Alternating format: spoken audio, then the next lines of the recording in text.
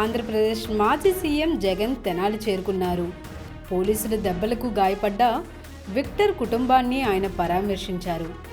జగన్ రాకతో వైసీపీ కార్యకర్తలు, అభిమానులు భారీగా తరలివచ్చారు. మరోవైపు జగన్ పర్యటనకు వ్యతిరేకంగా తెనాలిలో దళిత ప్రజా సంఘాలు ఆందోళనకు దిగాయి. రౌడీ షీటర్లకు మద్దతుగా నిలవడమేంటని ప్రశ్నించాయి. పెట్టడానికి చట్టం ఉందని చెప్పి గౌరవించే, రాజ్యాంగం ద్వారా గౌరవించబడినటువంటి చట్టం మీద పోలీసులపై హత్యా ప్రయత్నం చేసినటువంటి వ్యక్తులని పోలీసు వారు భయం చెప్పే పొంతలో 4 దెబ్బలు కొడితే ఆ కొట్టినటువంటి వ్యక్తులు ఒక మానవ మృగాలు రౌడీ షీటర్లు, ఒక్కొక్కరికై 10 కేసులు ఉన్నటువంటి వ్యక్తులు, మర్డర్ కేసులు, గంజాయి కేసులు ఉన్నటువంటి వ్యక్తుల్ని ఈరోజు జగన్మోహన్ రెడ్డి గారు పరామర్శించడానికి వచ్చారంటే జగన్మోహన్ రెడ్డి గారికి సిగ్గుందా? అసలు ఆ మాట అంటానికి కూడా బాధ. ఎందుకంటే రాజశేఖర రెడ్డి గారు అంటే మా గౌరవం.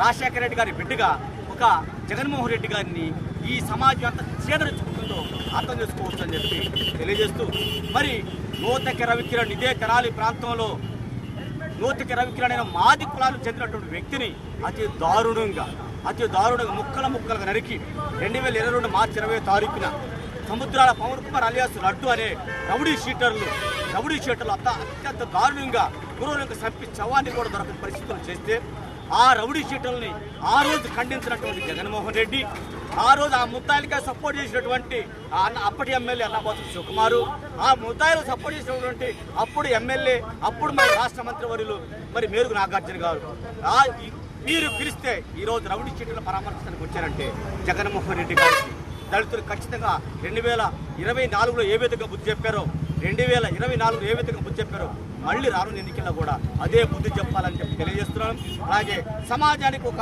విజ్ఞప్తి చేస్తా ఉన్నాను. అయ్యా, సమాజంలో ఉండే ఒకలారా, దయచేసి ఏఎస్ఎన్ కాలేజీలో చేరకండి. ఏఎస్ఎన్ కాలేజీలో చెప్తున్నటువంటి పాఠాలు, చెప్తున్నటువంటి పాఠాలు గంజాయి ఏ విధంగా సేవించాలి, గంజాయి ఏ విధంగా అమ్మాలి, మట్టర్లు ఏ విధంగా చేయాలి, మట్టర్లు ఏ విధంగా తప్పుకోవాలి, ఇలాంటి క్లాసులు ప్రత్యేకంగా అన్నాపత్రి శివకుమార్ గారే చెప్పిస్తున్నారు. దయచేసి ఈ కేసుల్లో జగన్మోహన్ రెడ్డి వీరికి సపోర్ట్ చేస్తే ఖచ్చితంగా జగన్మోహన్ రెడ్డికి బుద్ధి చెబుతాం. ఇప్పుడున్న పరిస్థితుల్లో జగన్మోహన్ రెడ్డి వెంటనే తెనాలి ప్రాంతం నుంచి వెళ్ళకపోతే ఉద్యమాలు ఉధృతం చేస్తాం. ఖచ్చితంగా శివకుమార్ని ఆ మేరుగు నాగార్జుని ముద్దాయిలుగా రోడ్డు మీద గీత గీసి నిలబెడతామని చెప్పి తెలియజేస్తూ, జగన్మోహన్ రెడ్డి కబడ్దార్, గో బ్యాక్, లేకపోతే నీకు బుద్ధి చెబుతాం, ఉద్యమాల ద్వారా బుద్ధి చెబుతామని తెలియజేస్తూ ముగిస్తా ఉన్నాం.